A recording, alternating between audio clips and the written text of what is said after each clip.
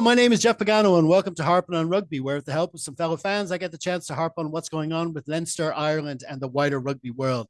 Now, I've just the one contributor joining me this week. It's someone doing a Ryan Baird, as he's a late replacement to our Match Wrap squad. He's also back for a second week in a row. He's the owner of the site Post to Post Sport, making pod appearance number 31 and overall contribution number 197. Welcome back to Mr. Kieran Duffy.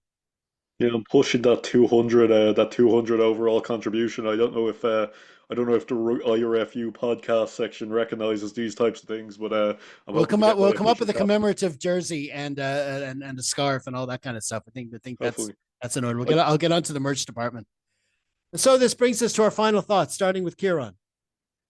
yeah, I think if you look back at probably the last 15 years of Irish rugby, and maybe from a Leinster point of view as well, but from the men's point of view, it's been an outstanding success. It's probably been the most successful. I think it's been the most successful by the sounds of it Irish rugby has ever been. I'm not privy to what was going on in the early 1900s, but it sounds like it's certainly, you know, like it seems like it's a given to be in contention for the Six Nations. I remember the first kind of Six Nations. The first Six Nations I properly knew what was going on was probably when I was 9, around 2004, winning the Triple Crown for the first time in a long time was seen as the pinnacle of Irish rugby, and the best it could ever get, and there was no hope of winning a championship as such.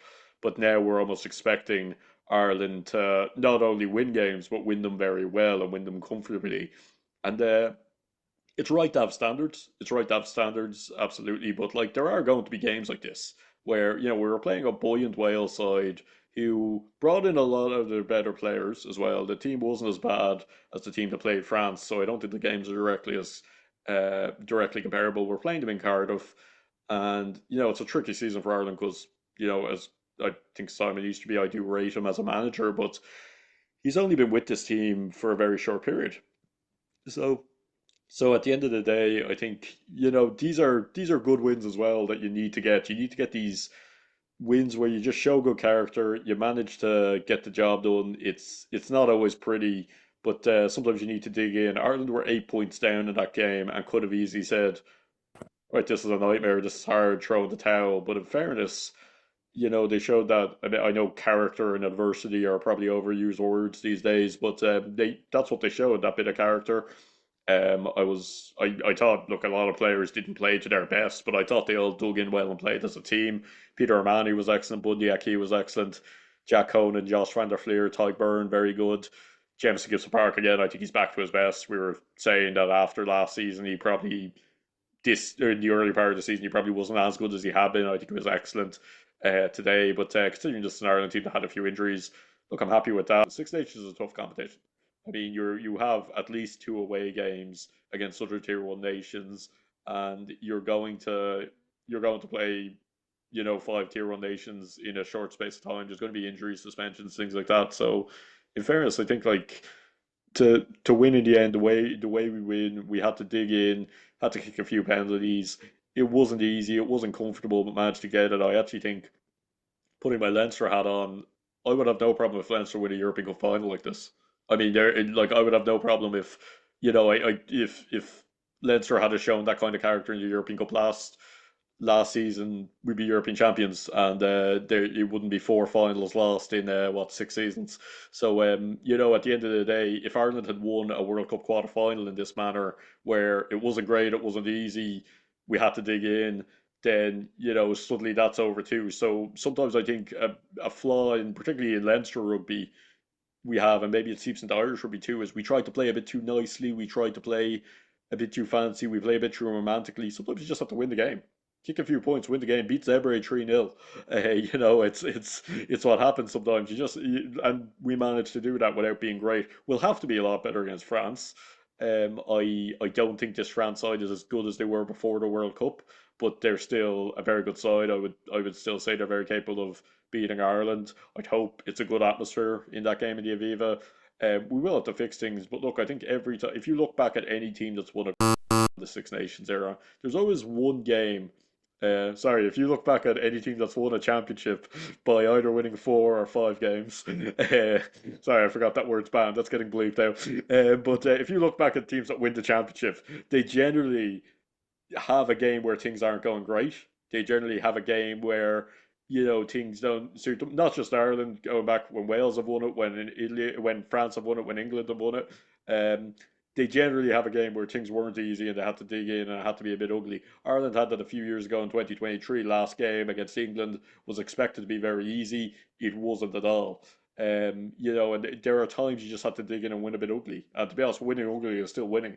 So yeah, probably would have been a game banked on, you would have banked on before the tournament. I think 5 points, but at the end of the day, like we had to win the game, and we did so. So I think good character throughout, dug in to get the ugly win. We'll definitely need to be better, but not every game is going to be an amazing win. So yeah, I'm happy in the end to get the win. Yeah, I mean, when you do podcasts like this over the years, and you deal a lot with people's opinions, and life would be very boring if we all had the same opinion. So you do want a kind of diversity of ideas and thoughts out there, but you you do have to wonder that when a team is winning, like winning a lot more often than not, that you think the fans of that team, when a game comes to an end and they've won, that your first reaction, the first, your top line takeaway from the game is like, yay, we won. I'm happy we won. That's the starting point. Now we get into analysis and says, oh, like we did this and that and the other in the next game. That's fine. But I can't wrap my head around the opinions out there where I almost got the impression from some people that they were disappointed that we won, all because they want other players to be playing. They think other players should be in the team, and that's fine. No, nobody's going to agree with the team that's selected. But maybe it's naive, but I think the idea is that you have your opinions. You think you should do this and the other, but when the game kicks off, you're up for the team. You want them to win, and then when they do win, at least be happy about it. I've seen comments from people online where they're looking for ways to they're talking as if all the Irish media and all the Irish fans are saying that Sam is perfect. He's the best thing since sliced bread. He does nothing wrong. That's not what's happening. He is making mistakes, but the team is still winning with him there, and he is doing good things. And we need to let him grow. And like you said when you were talking about the game, you said afterwards, you saw Jack Crowley helping him get along, encouraging him as he goes along. They're actually getting along on the pitch, whoever gets selected. And it's just it really is frustrating to see. I saw one guy made a video of basically made a video of his mistakes, his defensive mistakes. He actually took the time.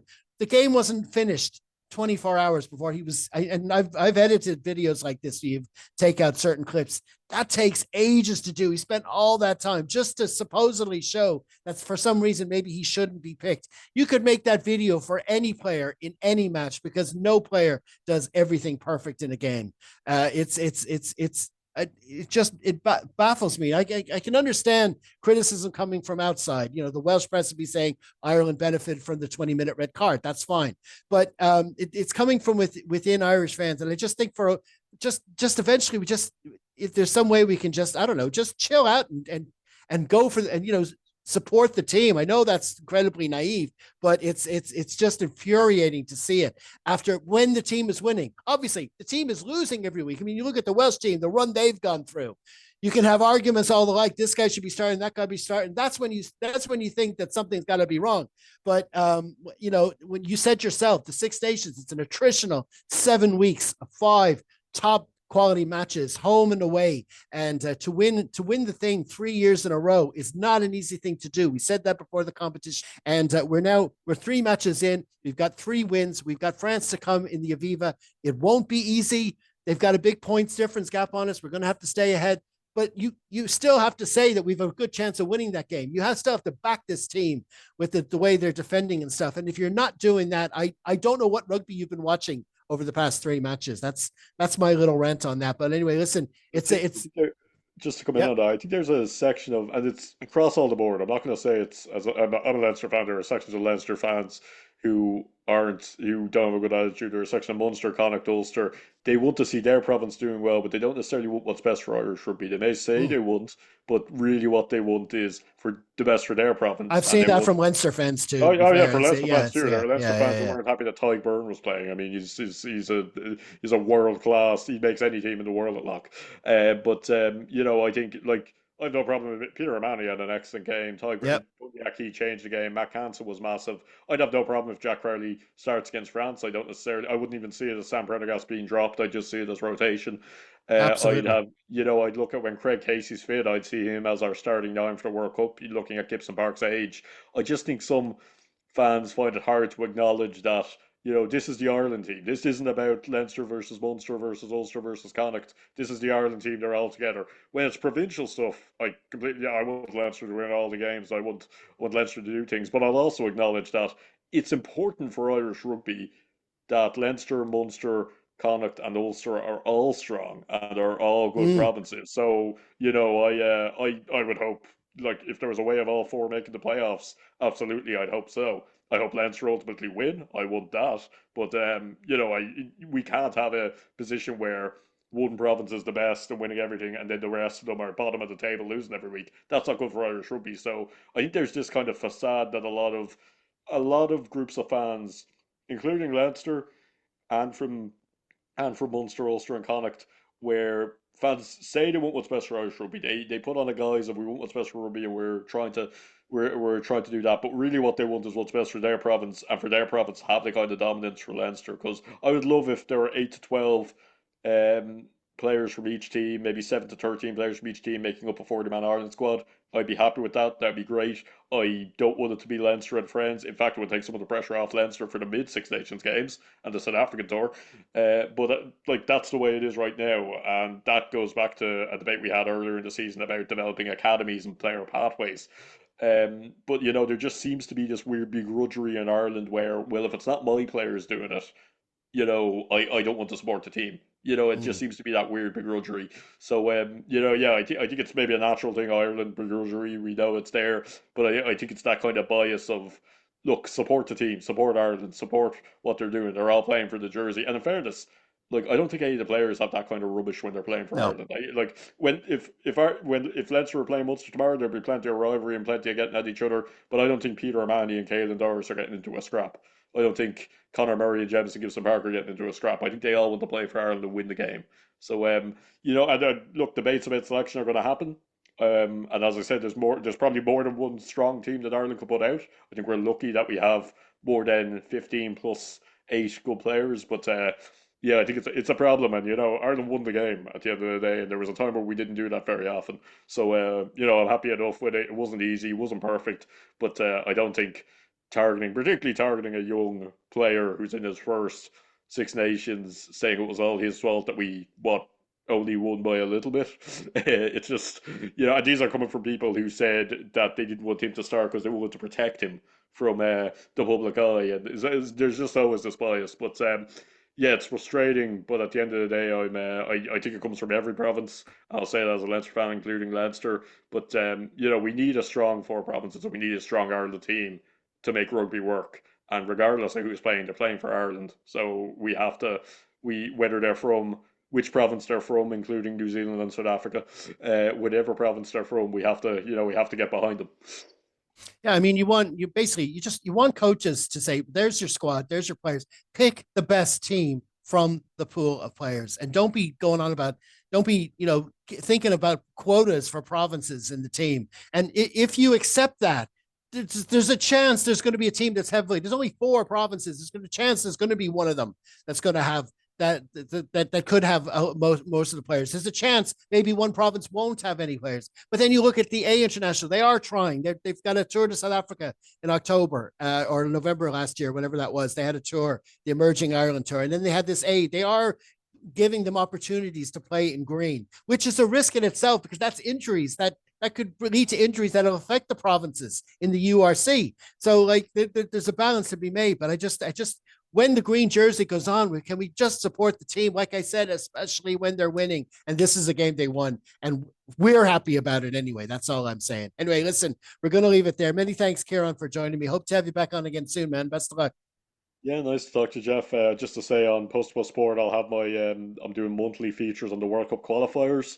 So obviously 4 teams from the Rugby Europe Championship have already qualified, seeding TBD, based on next week and 2 weeks' times games. So you can click on that. It'll be on the Rugby Union section on postpost.sport.blog. Full feature roundup of all five regions of rugby